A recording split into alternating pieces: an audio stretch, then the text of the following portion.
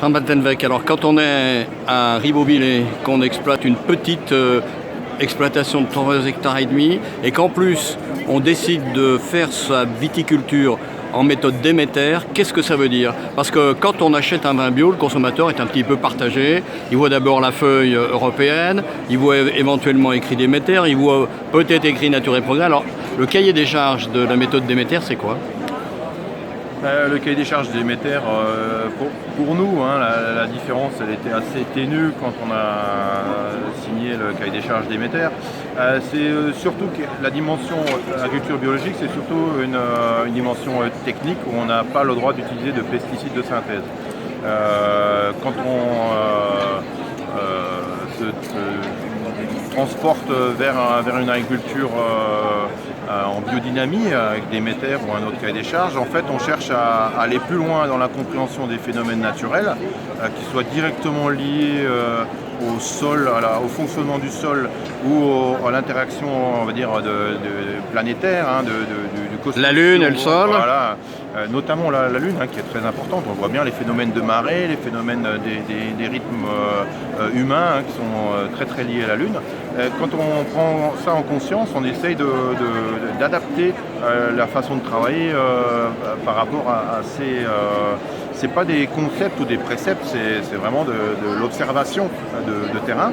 Et quand on arrive à comprendre une partie, parce que c'est dur de tout comprendre, de ces interactions qui se passent, on peut aller plus loin dans cette démarche et laisser, on va dire, faire naturellement les choses et pour les entraîner dans une voie positive pour le produit que nous on veut en retirer, en l'occurrence le vin ou le jus de fruits, mais aussi positive pour la plante qu'on utilise, ce qui n'est pas forcément le cas en agriculture classique, voire biologique, et également positif pour tous les organismes vivants, végétaux ou animaux, qui gravitent autour de la ferme, hein, du domaine. Et donc on n'est pas du tout dans la concurrence entre notre culture et autre chose. On est dans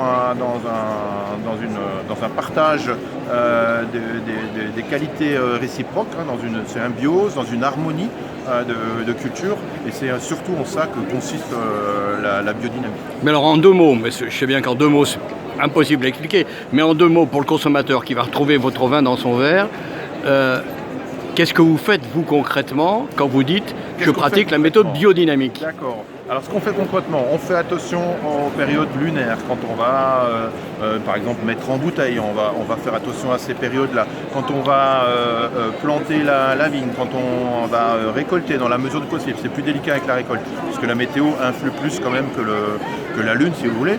On va mettre en place des préparats biodynamiques avec la 500 ou la 500, hein, donc qui sont de la prêle, de la bouse de prêle ou de la bouse de corne.